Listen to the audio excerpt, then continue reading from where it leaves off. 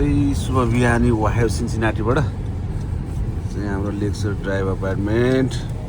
अब हामी निस्क्यौँ रेगन हाइवे। हिउँ परेर आज बिहान यस्तो छ कि गाडीको हालत यस्तो छ, ड्याम्मै अगाडि ढाकेर। यता हुनुहुन्छ हाम्रो घोस्ट राइडर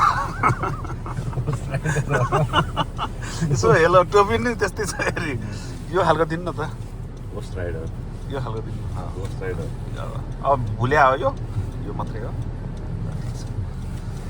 यस्तो चाहिँ अलिकति यहाँ यसो दुलो बनाएर अनि चलाउने मान्छेलाई के भन्नु त? ल भन्नुहोस् साथीहरू तपाईँहरू लाइभ छ है, लाइभ।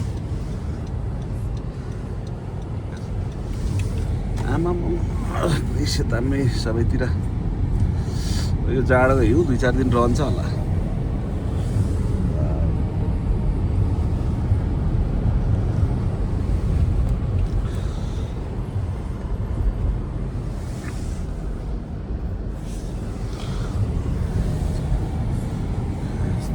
पनि हुँदो रहेछ जिन्दगीमा कहिले कहिले,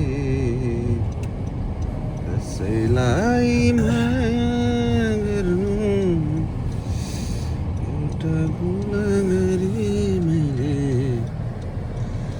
यस्तो पनि हुने रहेछ, यस्तो पनि हुने रहेछ। मेट्रो बस गयो।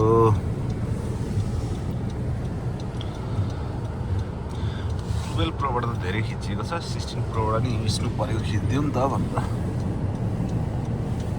खुलेन है हाम्रो सिमसिम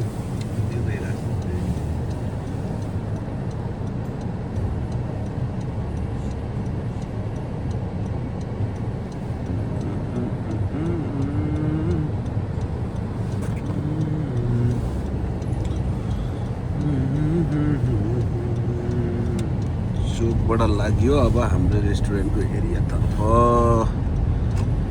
चोकको ग्यास स्टेसन।